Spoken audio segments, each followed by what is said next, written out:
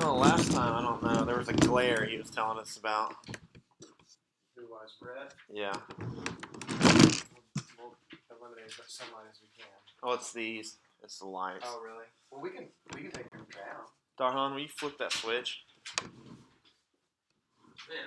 Is everyone all right with that? Yeah, thanks. I'll feel comfortable. Except Charlie. It's a safe place, Charlie.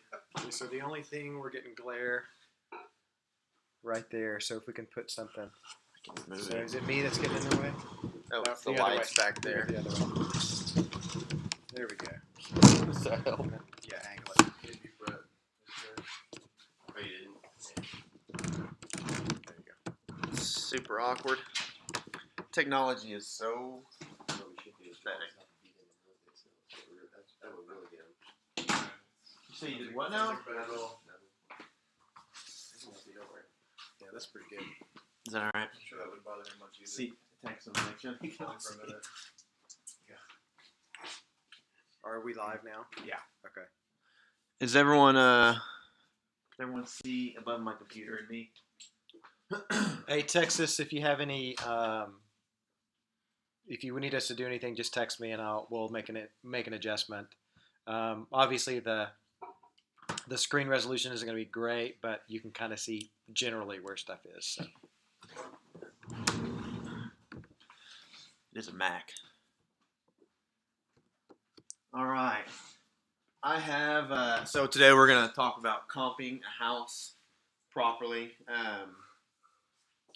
When one of the first things we'll kind of talk about before we even get into that is whenever you're working with a listing, say you get a referral, maybe you picked up a FSBO, an important thing is going to be make sure that the price of the home is correct, right? We can pick up all the listings we want, but if we price them 40, 50 grand over price, none of them are going to sell. So we have to have difficult conversations sometimes with our sellers. And so when you kind of want to tell you how to prepare that conversation, first is going to be comping it, make sure we know what the house is worth, and I'll kind of show you how to go over that. But second, most people think their house is worth more than it is. They just do. There's an emotional factor there, or maybe they saw their neighbor sell one down the street and they think my house is better than that house. You know, there's 1,000 reasons that people are going to want to price their house where they price it. And one of the things we'll do is we'll comp it and we'll kind of talk to them about it, and we'll basically give them our recommendation. Nowadays, a lot of sellers, there's so many ways they can educate themselves online. So a lot of them have an idea of what they want to list it for before you even come. And I know they do in the back of their head, so I always start with that. Do you have an idea where you guys want to list it? I want to get it out in the open so I can either shoot it down or support it, because it's in the back of their head. I want to get it out there. So I always ask, do you have any idea where you want to put it? And they'll tell me their reasoning, and then they'll say here. And then that's when I kind of come in and try to justify where I think it should be. And so I will show them comps. We won't use we'll look at some active comps to see what kind of competition is out there relative to our house. But really, and we'll use some pendings as an idea, but really we're just looking at sold comps. That's what an appraiser's going to look at. That's what we need to look at, because unfortunately, we have to get through the appraisal process on a sale. So if we think something's overpriced, there's one good way to overcome that objection of they want to list it higher. And we can, so if I think the house is worth $250, but they want to list it at $300, the best way to approach that is agree with them. Say, hey, I think this house is worth every bit of $300,000. It's a great home. Unfortunately, we're only limited by the comps in the neighborhood. They hate the price on this home, so we can list it at $300 if that's where we want to, but it's probably going to end up selling around the $250 mark. So now that you've had that conversation with them and answer any objections they have, you've voiced your opinion. Because if you go into it saying, yeah, 300, we're going to get 300, let's do it, and it sits on the market, no one even looks at it, no one comes to view it, no open houses, it doesn't sell, well, now the realtor thinks that you're just not doing your job, or the seller thinks you're not doing your job, you're not marketing it, you're not doing this or that. So if you set those expectations for that seller early on and say, hey, based on what we're seeing comparable homes do, it should probably sell right here. This is where I think we should put it. But a lot of sellers are going to want to list it, they're going to want to say, well, let's try this. And you can persuade them otherwise, but if they're hard-headed or they really want to do it, make sure you have that conversation where you think it should end up. Because you can always come back to it and say, hey, remember, And then when you get an offer down near that 250 mark where you told them it should be, well, now it's not a shock to them. We told them that's probably where it should be. Hopefully they've been expecting it. So you always want to set expectations in anything you do in real estate. But with your seller, when you're listing your property, you want to make sure you set expectations with where you perceive the property to sell based on the comparable homes. And the number one thing to do is shift the blame a little bit. If it's worth less than they think, shift the blame to the market. Blame the market. The market is going to dictate the price. If it's overpriced, no one's going to buy it. If it's priced right, it's going to get purchased. And so shift that blame to the market. Tell them how awesome you think the house is. I think it's worth every dollar. But unfortunately, we're kind of restricted by what the market allows. And so here's what I think the market is telling us where I think we should put it. So that's a good way to shift that. Another kind of tidbit you can have in your listing appointments, and again, your mentors should kind of go over this with you. A house is going to sell when the price meets condition. Those are the two things that are going to sell a house: the price and the condition. Even a tear down, a house that needs to be scraped and torn down, those houses sell when the price is right. And amazing houses sell when the price is right on those. If they're too high, but it's amazing, it's not going to sell until the price is appropriate. So you can tell your sellers, this house is going to sell when the market perceives that the price meets the condition. And so if it's not selling, it's been 2, 3, 4, 5 weeks, we haven't sold it, we're not getting any showings, we need to adjust one of these two things, either the price or the condition. So we need to make updates, maybe we need to paint, maybe we need to pull out the carpet, put new carpet down, or maybe we just need to cut the price. So those are the two things you need to talk about: how the market's going to dictate our price and how it'll sell when the price meets condition.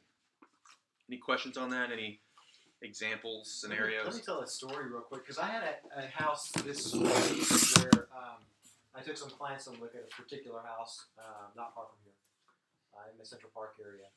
And it was pretty nice. I mean, it was like the exterior had been redone. They'd redone the structural issues. There was like electrical had been redone, new plumbing, all of that stuff. But it was an old home. But the comps were at about $148 a square foot. That green one. Yeah. Okay. So it had 148 a square foot. They were priced here. So, but when I looked at the comps for the neighborhood, the most we could get was $132 a square foot. Okay, so we had a humongous difference. And this is a perfect example of what sellers will do sometimes, because these guys were investors and they're trying to sell this house. And I get it, right? They have to make a profit. So when they put all the work they put into it, well, what happened was they bought it wrong. They didn't buy it for cheap enough, right? They didn't accurately price the repairs. So when it got done, for them to make any money, right, or for them to make some money, $10,000 to $20,000, they had to price it at $148 a square foot. Now, it had already been appraised and fallen out of appraisal because it fell in $25,000 shy of the price. Okay, so they busted that deal, and they've still got it listed for $148 a square foot. So here's what they're assuming. Okay, they're assuming somebody's going to come in there and pay $25,000 to $30,000 over appraised value for that house. Okay, With cash. right, with cash, because the loan amount is only going to be worth what the appraisal is. Right, we understand that, right? The appraisal process is basically verifying the value for the bank, because the bank's lending you the money. Does that make sense to everybody? How Okay. long do those stay on?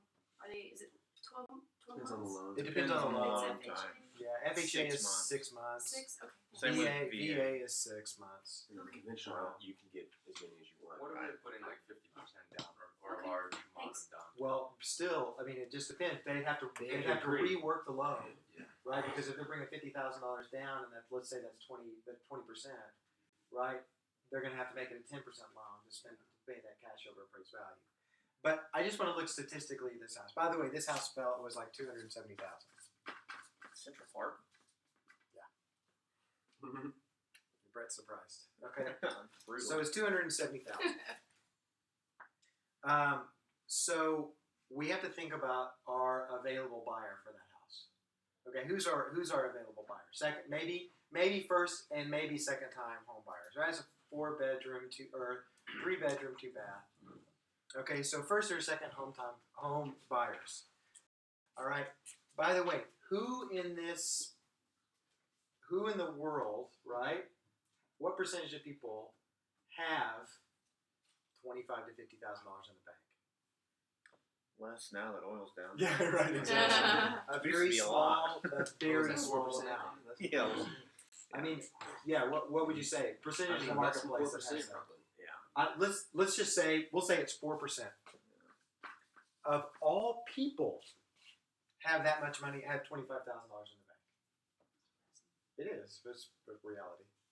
Okay. So what percentage of available buyers now Oh. have that amount of money in the bank? And what percentage of available buyers Want that. are going to use that money? Well, are going to want that house And then and are going to want to use that money to spend over appraised value on that house. So basically, what we're looking at, it's just like they're waiting for somebody to drop out of heaven, okay, and go, this house is so fantastic that I'm willing to take my hard-earned $25,000 to $30,000 over appraised value, right? Because even if they had it, who's going to take the risk, right? I'm going to take an enormous amount of risk. I'm going to spend an enormous amount of money just to have this house. What's the reality of that? Slim to none. It's slim to none, right? So that's what's interesting, though, is how many actual sellers live in that world. Mm-hmm. They're living in a world, well, I think it's worth it, so I think they should spend $5,000 over appraised value. Well, people aren't going to do it. Number one, they're using all their available funds just to bring a down payment to the house, especially first-time home buyers.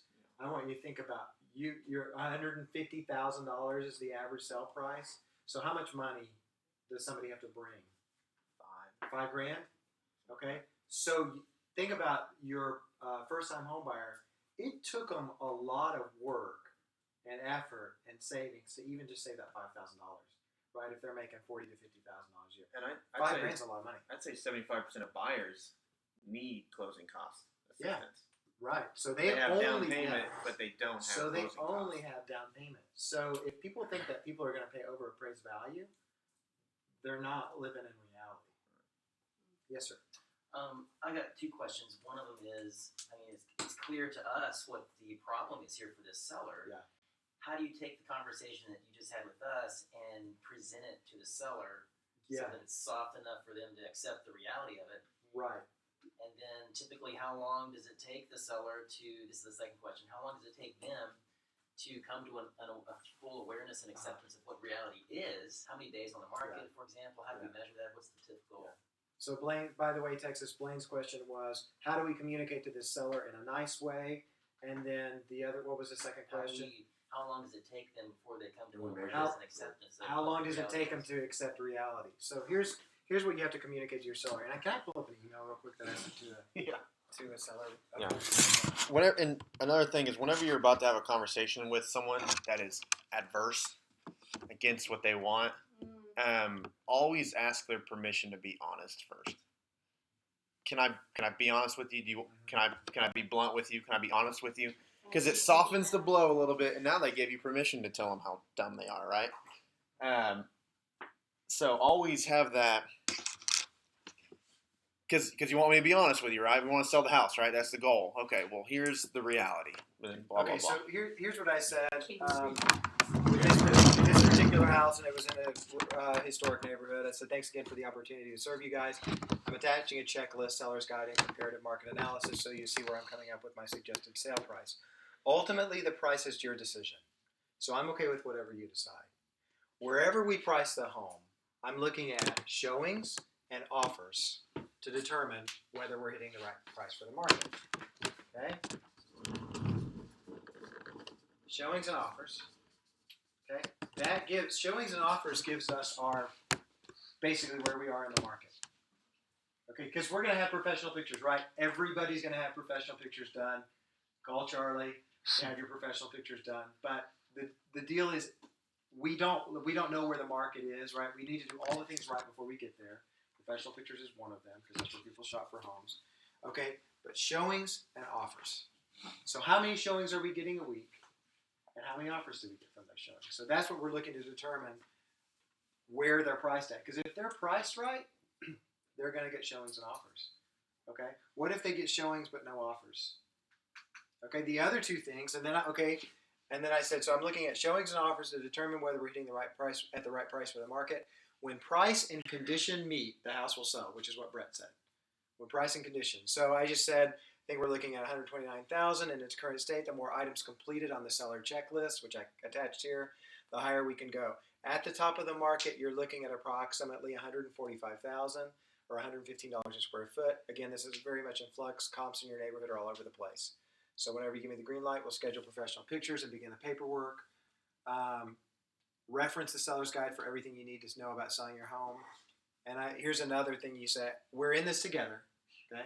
It's a good thing to say. We're in this together, right? We're all on the same team. So let me know what questions or concerns come up, and I'll be happy to answer. All right. So showings and offers, price and condition.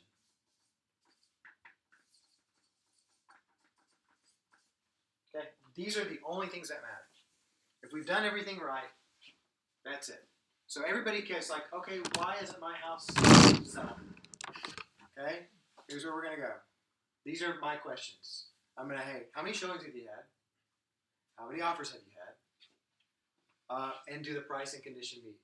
Can we raise the condition, or do we need to lower the price? And we know, no matter what the condition of the house is, like Brent was saying, the right price will sell it. If it's swampland in Louisiana and at $2 an acre, it will sell. Right? So somebody's gonna use it for hunting or something. Okay, so anytime, so this is a question. It's like, why is it? And I've seen this come up on the Kevo Facebook deal. Hey, would you guys take a look at my house and tell me why it's not selling? Well, first thing is pictures, right? Did we do everything right to get there?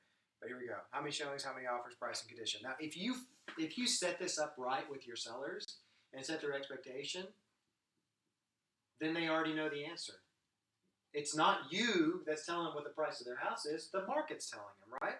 Okay, so the market gave us only one showing this week, and we need 3 for this price range. We need 3 showings a week. So, and, first of all, and we should have said this before we started the class, is don't ever paint yourself in a corner. Yeah. Don't ever put yourself in a situation where you have to, what's a good example of that, Brad, of putting yourself in a corner? When I first started, I wanted a FSBO really bad, so I told them, yeah, this is a great price, let's list it at this, and it sat there for 3 months, and I got fired. Yeah. That is a very real example, because if you're going out and you're calling, you're doing everything you're supposed to be doing, calling these people, and you're just trying to get it, which, I mean, it's okay, because I had some sign calls and some open houses, and it kind of made it worth it, but yeah, with that particular seller, it was just kind of a waste of everyone's time. Curtis, can you think of a story where you painted yourself in a corner? Yeah, I mean, it's just going to be reiterating all of this stuff. If I do not set that up, I'm in a corner. Because every time that you think about this, nobody likes to pick up the phone, and I'll get closer to the computer. Nobody likes to pick up the phone and have that conversation of, we need to drop the price of your house. That's Gotta do it an today. awful conversation to have, right? Because now you're telling them that they're going to be getting less money or should expect less money, and because they already once they have a price listed, now they're counting dollars in their bank account, and they shouldn't do that. But if you've set this up right, that conversation just got 10 times easier, because it's like, okay, I do this every time. Okay, I just did it this week on a listing. I said, what this email said, I'll list it for the price that you want, but I know it's going to sell at this price. And when I told her that price, she was like, no. I was like, okay, well, look. I was like, if we're not getting 3 to 5 showings a week, I was like, I'll try it for this price for 2 weeks, but can you agree with me right now today, if we don't get 3 to 5 showings a week, we got to drop the price? She said, okay. So now, she agreed up front to drop the price. So now I can call her in 2 weeks, because I know it's not going to sell. Hey, guess what? It's time. It's been 2 weeks. Let's drop the price. By the way, what day do we call our sellers to check in? Monday. Mondays. Every Monday you're calling all of your listings and you're checking in with them. Okay, and what Curtis did is now, by the way, so Curtis had that discussion with the seller. Who's in control of the sale? Curtis. Okay, who does the seller want to be in control? The professional realtor which they hired, right? If they feel like they have to call you to find out what's going on with their house, you're wrong. You should set the expectations right from the very beginning, professionally speaking, right? Where you're coming at them, you're going, okay, I'm trying to sell your house. Here's what we need to see. Here's the activity we need to see out of the market to tell us what your house is doing. So if you set this up right, you can't paint yourself in a corner. Another good example of paint yourself in a corner is like, I think I can sell this thing in 2 weeks. Don't ever say something like that. I think this will sell in 2 days. Don't do that. Right? That's a perfect example of yourself in a corner. And I've been guilty of that. Hey, Yes. on the number of showings, how do you estimate that? I'm assuming you look at the neighborhood days on market and probably the price range, but how would you say how many showings per week you want to expect at the house? Great question. And it's really going to vary. One of the first things that I'm going to look at is days on market, average days on the market in the neighborhood to kind of give me an idea. How many showings would you say on average to sell a house? I'd It's say probably under 200, you want 3 to 5. under 200. You want 3 to 5 a week. It's price problem. That's what it is. You know you guys put it on the market, and then you can look at it. Price where you put it on the market for 2 weeks. And even 2 to 3, if it's even a 3 to 400 range, Yeah. And yeah, look at the neighborhood, and then also look at not just days on market, but how many houses turn over in that neighborhood every 6 months or every 3 months. Look at that, because the one I listed this week was in the Grove, and it's like they have like 200 sales in a year, and so they should get a lot of showings on that. Okay, so once you get over $500,000, though, And well, to answer that question, Right. also, I think it probably takes. I would think at least 10 showings to get that's an offer. exactly right. That's Yeah. what I was going to say. So basically, you're going to take your Price average days. properly. You're going to take your average days on the market. Okay, so let's say it's 30 days, and we need 10 showings. So how many showings do we need a week? Or 3 or rather Yeah. it's Yeah, we need 2 to 3, right? 2 point whatever. So that's really what you're looking at. So that's exactly what I was thinking, Curtis. So again, When it gets up over that 500. yeah, 1 a week. Yeah. 1 a week. Yeah. And again, Depends on if the you property. take that formula we just did with our we go, hey, what's our average days on the market? How many showings does it take to sell a house? Okay, then we're going to kind of do that math. So what are we dividing with that formula? So you're going Days on market divided by 10. Yeah, exactly. There you go. So yeah. Anyway, but this puts you in control. Yeah. Okay, so I'm saying, hey, if we're not getting 3 showings a week, just like Curtis said, after 2 weeks, we're not getting 3 showings a week, we need to drop the price. So to answer Blaine's original question, how do I present this to them? You present it before it's an issue. If you're having that conversation for the first time when it's time to drop it, it's too late. Now it's going to be an argument maybe, or it's going to be met with adversity. So if you have this conversation when we list it, hey, this is where I think it should be. If we're not getting 3 to 5 a week, if we're not getting any offers in our first 2 weeks, we're going to have to look and see, reevaluate. Because again, the market's going to dictate it, guys. I'm doing everything I can, but the market's going to buy it when the price meets condition. Always blame the market. I hated listings when I first started because if I couldn't sell it in 2 weeks, I thought, oh my God, I'm doing a terrible job for these people. But realistically, it's not me. I can market it only so much. I can only get it in front of so many people. And if I'm getting, garbage in front of these people, they're not going to buy it no matter how much I shove it down their throat. So the price and the condition of what's going to sell it, the market will dictate when the price is correct. So have that conversation early. Make sure they acknowledge the fact that I'm going to do everything I need to do. I'm going to do everything that anyone else can do. And then when the price meets the condition, the market will deem that it's priced properly and they'll purchase it. So the answer is have the conversation early when it's not an issue so that you can bring it up when it becomes an issue and we already know what the game plan is to drop it or increase it. What are some other things that sellers bring up a lot of times when you're getting ready to sell their house? Did they do what? What are some other things that sellers bring Zillow. up? Zillow. Okay, what are they saying about Zillow? Right now they're cranky because it's not on the map right with Zillow. Yeah, well, Zillow is their worst enemy. Zillow's screwing you. Screw Zillow. Okay. Because here's a really good example of where Zillow is screwing you. What's their thing that they've got? The Zestimate. The Zestimate. Oh, right? yeah. Okay, now It's an algorithm. it's an algorithm, right? Does it usually come in high or does it usually come in low? I don't think it's accurate. It doesn't make it. It's inaccurate, but Yeah. if you put it in inner city areas, they're usually going to come in high. You think high? A lot of times. Low, usually the stuff I'm looking at.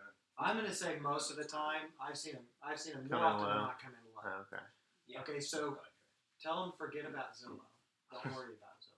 But don't tell them that Zillow's low either. Because then if it's high, then you should It's just have to set yourself. No, up. I'm just saying highly Zillow. accurate. I'm just saying Yeah. there's whatever it is, high or low. Their Zillow estimate is really screwing them over as a seller. What was that article that was posted last year that the CEO of Zillow sold his Zillow the Zestimate So it's like- was 1.7 million, and he sold his house for like 1.1.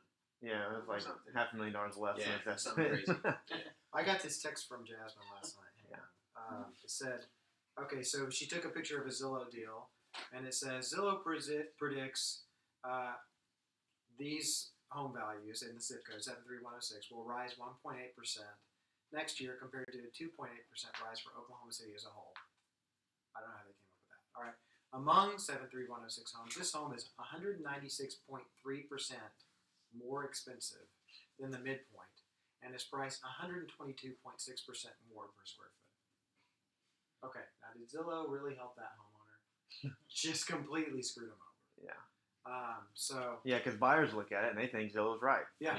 They think, Yeah, I'm not- we're Perhaps gonna the do it best I'm not gonna explanation say that you that. have with your seller is that Zillow uses an algorithm, but I'm a real person looking at real values and Yes. thinking using my brain. Right. Zillow's algorithm uses foreclosed homes, uses cash above appraised value if there is one. They take what they do is they don't do the comps right as far as by neighborhood. They do the radius search, so it's within a half-mile radius. Well, in Oklahoma City, you go a block and you go to another neighborhood, Mhm. and so those don't comp. And so that's how they come up. That's their algorithm. They don't. They haven't fixed that. They can't. They won't be able to. It's too expensive to fix that. It needs a human touch in it. So you can have that discussion with your clients on the Zillow thing before you get to that deal. It's like, okay, let me tell you about Zillow. Boom. And we can talk to them about their algorithms being incorrect. You can't really control where it's mapped. There's not really much you can do to affect Zillow and what they're doing with it. So it's kind of, When I first meet a buyer, I always tell them, because everyone's shopping on Zillow first, right? They shop for like 2 years before they call anyone. I always tell them use Realtor.com. Realtor.com is a direct IDX pull from the MLS. It's much more accurate. On Zillow, you're going to find houses that sold 3 months ago that are still active. It's inaccurate. Prices are wrong. Information on there is wrong. So I recommend people use Realtor.com on there just because so many people window shop on there, and that's where they start their search. And so we put it on there, and it's great. It's a great place to advertise open houses and stuff like that. But you have to kind of use it for what it's worth. some other things that sellers are bringing to you guys. Yeah, but I have a really nice pantry. Yeah, but I needed my rooms purple. Here's another conversation you can have. The difference between adding value, making it more valuable, and making it more marketable. There's a huge difference. Making certain updates to a house will make it more valuable. Certain updates will make it more marketable. So if I pour a new driveway, it's going to look pretty. It's going to look a lot nicer. Someone might buy it quicker, but I'm not going to add the $8,000 to the price of the home because it costs $8,000 to pour a new driveway. If I get a new roof, sellable versus valuable. If I get a new roof, okay, I expect the house to have a roof, right? Don't tack on $8,000 to the house because you put a new roof on it. Can we do a little game real quick? Yeah. Let's play this. All right. So we're gonna call out some things, and we're gonna ask you guys what makes it. Does that make sense? Which one adds value? Which one makes it more sellable? Okay. This is a fun game. All right. Here's a cool one. All right. Go Pool. for it. Pool. No, not more valuable. Sellable, right? Sellable. Sellable. Maybe not even that. It's the All bit right, that cuts it in half. Windows. New Value. windows. Value. Sellable? What? I have to You don't- disagree. No. Heating and air. Okay, so Huh? let me say. So you got two houses next. The floor plan and the one's better. This one has new windows. Right. Which one's worth more? It doesn't. Really. Right. Nobody goes. Well, this one has no windows, so I'm willing to spend. That can't Because new windows are how much? Like $5,000 to $10,000 depending. Depending on house. Yeah. So it makes it more sellable, right? Somebody may go, hey, energy efficiency, great, sellable, but doesn't necessarily, just because, like, if you have two houses sitting next to each other and this one has new windows and this one doesn't, it doesn't raise the value of the windows, right? That makes sense? The appraiser's not going to come in and say, "Oh, look, the bank should give a loan for this," not because Yeah, exactly. Sprinkler system. So, That's Yeah. a value. Really? Because if you have two houses sitting next to each other and one has sprinkler system and one doesn't, the appraiser can add the value of the irrigation. sprinkler system to the house. Okay, I threw some hard ones at you. Those are tough. All right, do another one. Storm shelter. Storm shelter. I would say that's value. Yeah, very good. HVAC system, brand new. Yeah, that's sellable, isn't it? Brand new HVAC system. Sellable if they both work. I mean, I was gonna say I You I buy a expect house heating and cooling. expecting heating and air to work. Yeah. Yeah. New roof. Sellable. You can't. Don't answer, Brett. I'm wrong. I was wrong half of it. I'll disagree with windows. We'll Okay. move on. Well, no, we'll take that one. Okay, let's take a perfect example. Let's take Heritage Hills for example. Okay. All right. Which one has new windows, one doesn't. The heritage is different. Okay. Heritage is different. Yeah, And I The think Volvo is in a good shape. How Better. can you not like? I think if I spent, because if I'm in heritage, then I spent twice as much putting windows in my home. Yeah. Yeah. I think I'd increase the. I think the price would be increased because they're Okay. probably double pane wood frame. Mm-hmm. Okay. Right. Okay. So, Can you but put here's the those deal. in But you cannot. Double You pane, can't. You okay? So you can't increase the value of the repair. No, it's not gonna be dollar for dollar. Right. Certainly not. No. So if somebody comes to your house and is like, hey, I want to get X amount for my house, it's time to sell. Okay, we're at $150,000 sell price. Okay, are you going to advise your seller to spend $10,000 on new windows to only increase the sell price of their house? Right. Does that make sense? That's why. Okay. Sellable Let's see versus your criteria now. Yeah. So you like, can't you wanna raise be the value of your home if you put in. Okay, Not you you can. not buy dollar for dollar. So Not you- dollar for you dollar. won't. Okay, so what Brandon said, if you go to a listing appointment and they're asking you, what should I do to get my house to sell? You don't want to advise them to spend $10,000 on brand new windows if they're only going to be able to raise the value by maybe $3,000 or something. You're gonna. Oh, I see what you're Yeah. saying. They want It get the money would. So back like, if I put new fast. windows in 2 years ago, and now I'm selling. Well, I might be able to charge $2,000-3,000 more, whatever it may That makes be. it sellable. But that but So there is some crossover. It's just not a dollar for dollar. It's not Exactly. right. So like, Right, yeah, right. you want to tell them like spend $10,000 if they're gonna get $10,000 back or more than $10,000 back. Yeah. So That's interesting. Not know Yeah, that. it's very interesting. Most people don't, and they do put new windows in and try to sell their house. yeah, A for lot what of it people do costs. that. Yeah. Yeah, I'd rather you just clean the windows. wait until an inspection tells them that the seal's broken and then Yeah. replace that window. Yeah, exactly. Exactly. You know? Yeah. So when you are comping the house, Huh? don't those sellable things kind of determine whether you're high, mid, or low range? So you're still within the comps. I- but I look at those things. kitchen get higher. and bathroom. That's it. When I look at condition of a house, when I'm comping just on pictures, is the kitchen updated? Is the bathroom updated? Everything else is pretty negligible. Everything else is gonna be pretty close. does it bring more value that the kitchen and the bathroom Yes. they Yes, bring down? absolutely. Tremendously. Those are the only two things How does really. How does the flooring come into play compared to the kitchen and the bathroom? A lot of that's gonna be, I think, subjective to the buyer. I mean, Personal if it's a cheap laminate like this floor in here, Right. versus like real hardwood, there's a difference there, obviously. And the appraiser can actually give you value for the flooring type.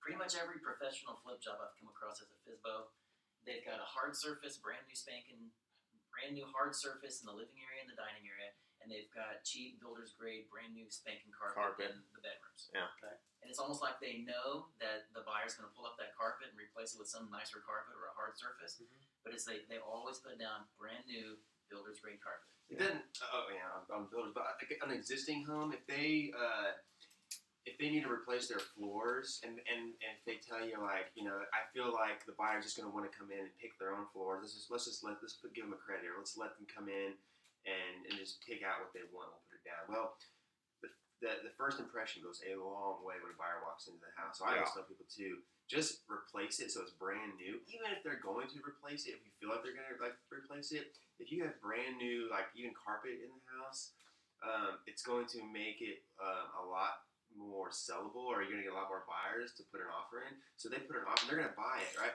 So now if they do replace it, it's on their dime. They want to replace it. I mean, you don't have to worry about what they do after they buy the house. You have to worry about just getting the house to sell. And so I don't know if that's really what you were kind of talking about, but it made me think about because that. I just on Sunday I visited a home that's probably going to sell for $500,000, but the owner doesn't have really any good sense on how to decorate, how to paint, kind of paint put up. The really nice granite in the kitchen is kind of at odds with the really nice slate tile on the floor. The paint colors are these really rich colors, and it's this older style of using like a sponge to paint the walls. And he had just painted this family room upstairs this really deep royal blue color. He had these fans running to dry the paint. And all I could think was, nobody's going to connect emotionally with this house when they step in. And that's true. And we never answered Lisa's question. I do think that the sellable things can determine, it's going to be case by case. If it's going to be below average. I mean, a brand new HVAC system that's sellable, but it's not going to be a below average house. But depending on the other criteria of the house. I mean, I'm not going to put it in with a below average house that has nothing done to it. But again, we're talking about that. Let me frame this a different way for you, Lisa, when we're talking about like selling a house. Okay, so if we're comping something, we're probably going to get in comps when we're running. Yeah, because we get kicked out of here. So I'm going to do this real quick because we're going to talk. So basically, what it's called negative emotional value, right? So before you switch subjects, so we're going to add bathrooms and kitchens to the more valuable. Yeah. Correct, I mean, you're talking like countertops. Yeah. What would you say, like a brand new paint the whole house? Just your neutral gray, white, beige, brown. Would you say? Because if it costs $4,000 to paint a whole house, that's going to get you to like your. It's going to make you more value. I think you're getting 75 cents on the dollar. Okay. Well, yeah. Maybe 60. 60 cents. Okay. So basically, what I do is when I'm comping a house, and Brett's going to get into this too, is we're going to get a baseline for value in that neighborhood. And what I'm going to do is I'm going to look at the very top. Okay? So, do you have a neighborhood in mind, by the way? Okay. Do you want to make one up? Do the village. Do that village one. Right? Yeah, I'm just going to do one of the village. What's the top of the comp set per square foot? Where? It's 103, I think. Where? Not terrible. It's all starting to run together. Okay, so here, let's just say we're just going to use Margie's as an example. But $103 a square foot is the top of the neighborhood, okay? And we're going to say this house for $103 a square foot has granite countertops, new flooring, updated kitchen and bathroom.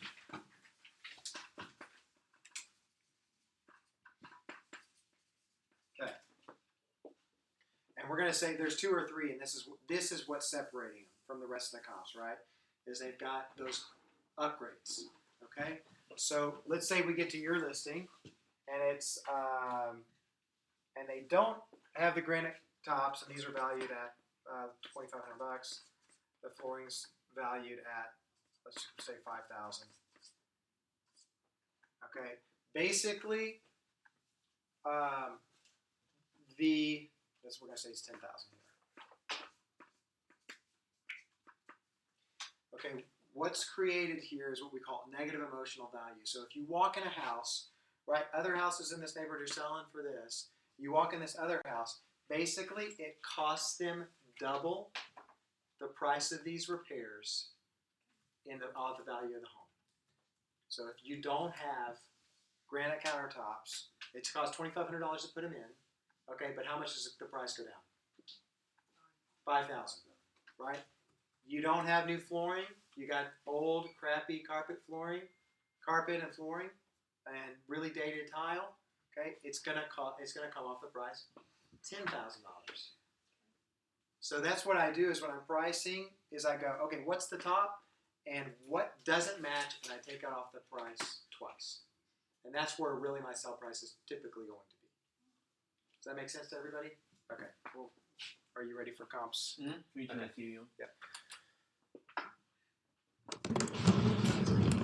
Now for the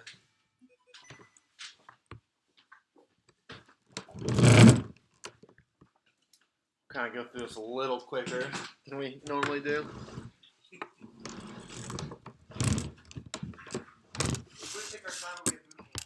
Yeah, normally we stay late, but we can't today. Alright, so we're going to do one. This one's already on the market, but we're going to do one in the Village. The Village is, everyone familiar with the Village? Village is very standard, pretty common, all built the exact same time. It's pretty good because half of them are updated, half of them aren't original still. And so there's good variation, but there's also, it's going to be fairly easy. They stay within a pretty good group of price per foots and prices. Although lately they have not been. But okay, so first thing you will do is come to, everyone know what the county assessor page is, how to get to it, website, everything. If you don't know, Google Oklahoma County Assessor. It'll take you to this page. You go to search records, live property records, plug in your address. Another thing, and then you find your address, you click on the account number, it's going to take you to all the information, public records. One thing you're going to run into, some as well, with buyers and sellers, just like the Zillow's estimate, this has a market value. So this market value, $125,500, this is what the county thinks it's worth and what they base their taxes on. So whatever this is how then it goes through their mill system or however it works, and then it taxes you based on this value. In most areas in Oklahoma City, this value is going to be low in most areas for a couple of reasons. But typically most of the time this is going to be a low value. So a lot of people use this as a measuring stick, especially buyers, because they want to buy a $150,000 house, but hey, this says $125,000, right? That's too expensive. In this example, this house is going to be priced, in the 180 range, so this is going to be really upside down for some people. So this will tell you a couple of things. It's going to tell you when it was built, 1955, and it's going to tell you the square footage, how many stories, 1556 square feet, 1 story. If you click the newest sales button here, it'll show you other information like how many beds, the bed count, bath count. We actually added a bath in this house, so it's 1.5 bath. But it'll tell you stuff like that. So this is how you get basic general knowledge on the house if it's not on the MLS. On the MLS, it should tell you all that. But when you're inputting a listing, when you're trying to comp it before you've actually spoke with the seller, this is where you're going to get a lot of the stuff. Brett, do you care if the square footage is wrong and if the bedrooms and bathrooms are wrong? Yes. If I talk to the seller, sometimes I'll get an email or a text from a referral, or I'll talk with a FSBO and I've already been in the house. But if I've never been in the house and they just say, hey, I'm selling my house, here's the address, can we meet next week? Sometimes I get that. And so I'll just do this. Sometimes they'll say it's 3 bed, 2 bath, 1,500 feet. And that includes an enclosed garage or maybe an enclosed patio sometimes, which we won't see on here a lot of the time. This one has, so this is the original house, so it's just 1,040 feet. They added 512 feet as a living room. It's an add-on. It's been bricked. It's been roofed. It's a great add-on. It looks good. If you hadn't been in a bunch of village houses and know the common floor plans in the village, you wouldn't know it's an add-on. So a very good add-on. But those things you kind of have to roll with because you don't know. But this is gonna, again, in this example, it has the add-on because it was permitted. The city knew about it, and it's being taxed that way. So this is where you're going to find basic information on the home to allow you to begin to comp it. So the village I picked the village because it's very easy. I worked in it a bunch when I was new, and it has very, very defined parameters for the most part. So here's Oklahoma City. Here's Oklahoma City. It is basically what I consider to be the village.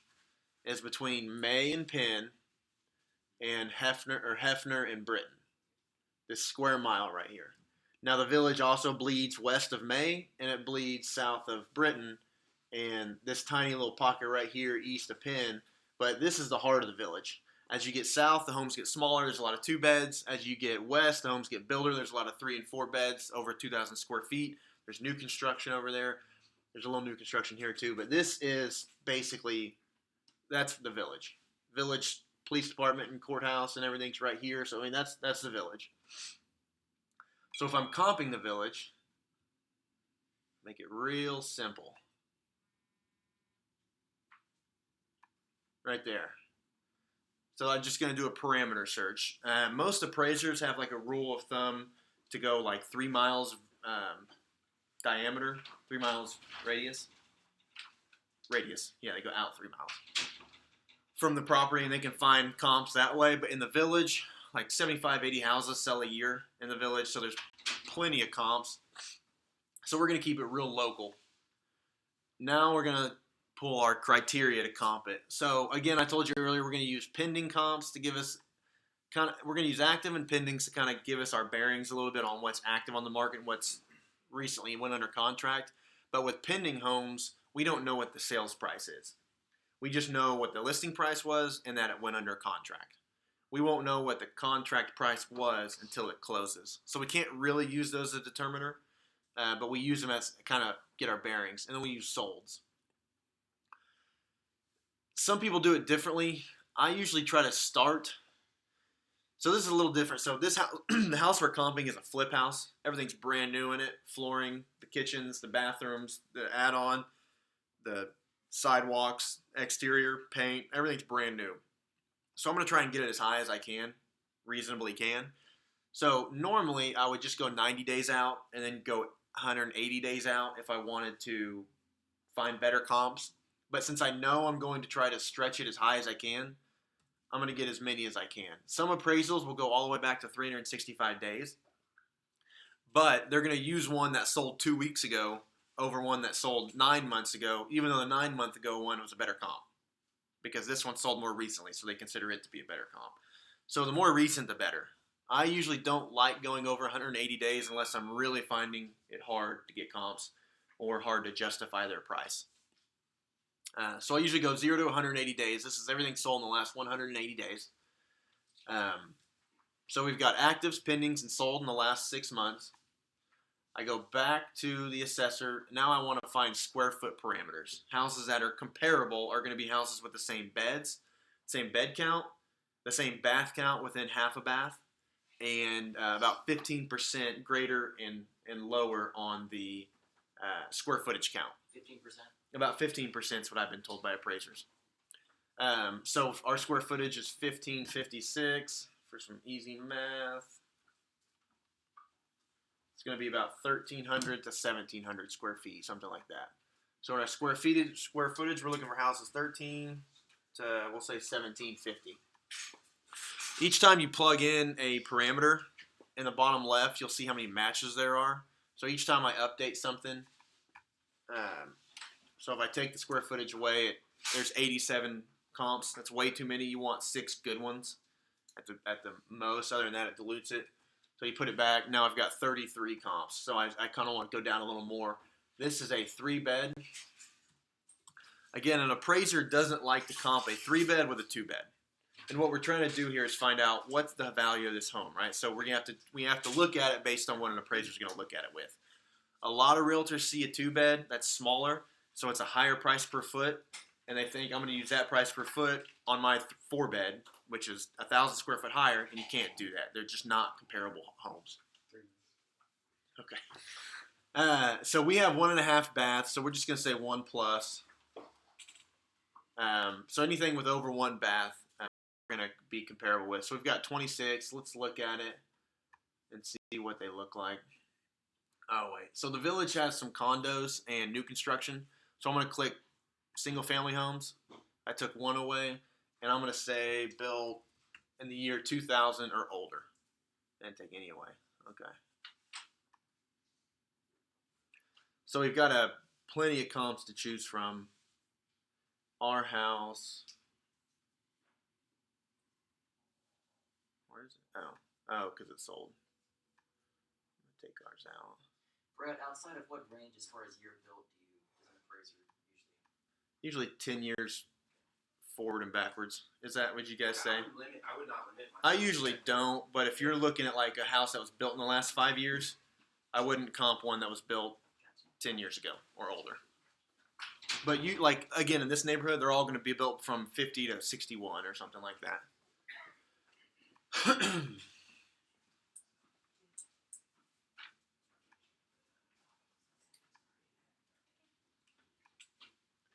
Okay. So I've gotten pretty specific with my. I could get real specific. That shit doesn't allow me. Okay, so right now I'm looking for houses between 13 and 1750 square feet, active pending, sold in the last 6 months, single family home that is older than year 2000, and I have 25 matches. So I will basically kind of go through here.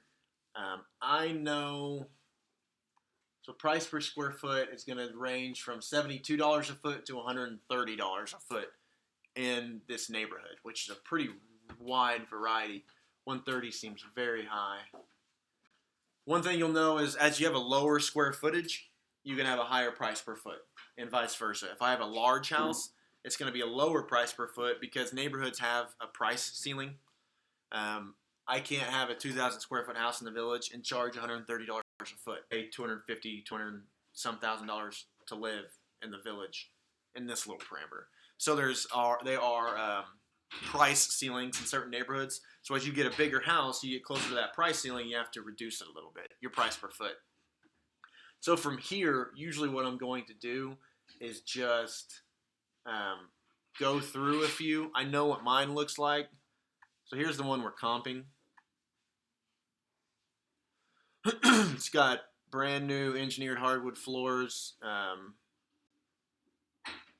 What is it? Quartz countertops, backsplash. It's got an extra half bath.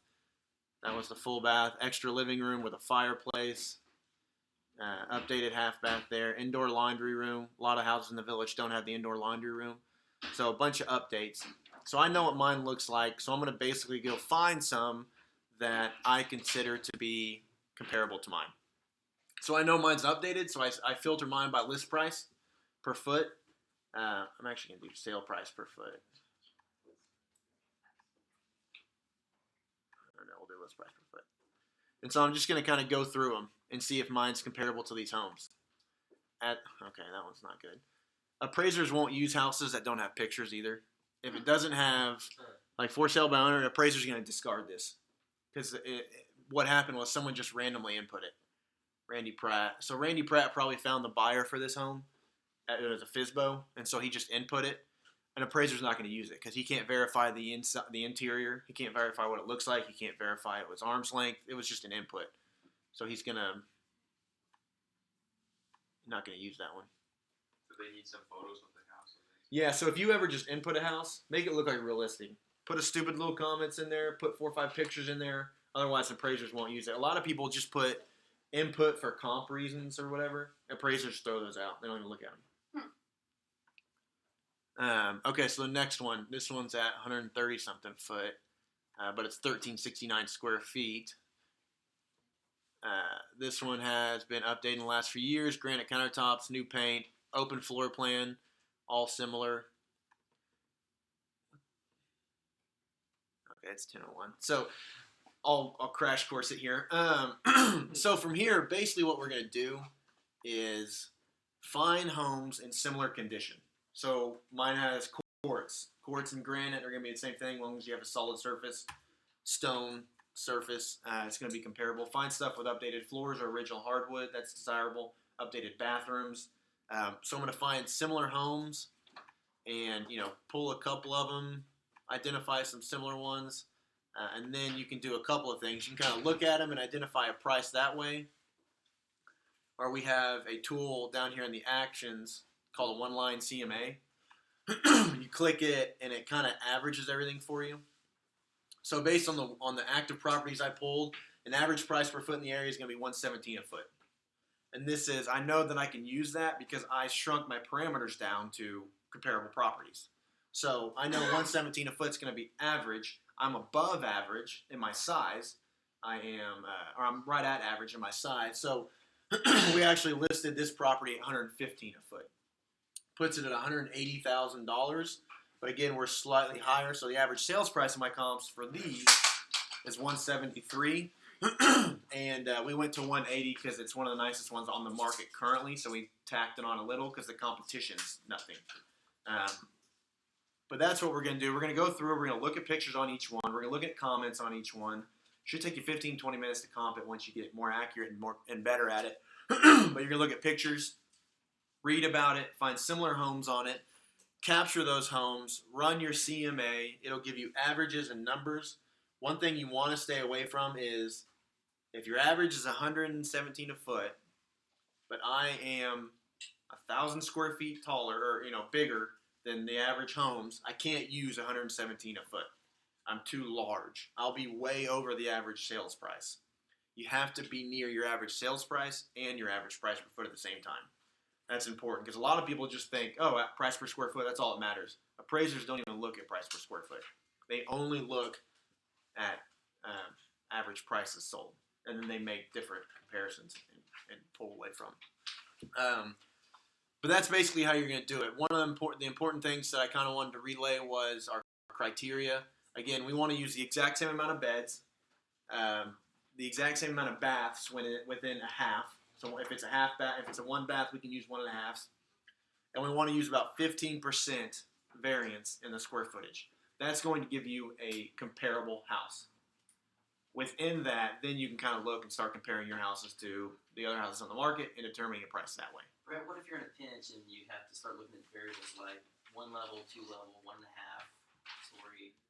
Let me stop you there. And we're going to have to go ahead and dismiss this class. Okay. And answer that question afterwards. Yeah, after. Okay. Thanks, Brett. Yeah. Thank you. A real quick answer is I usually don't use that variance at all. Normally there's enough comps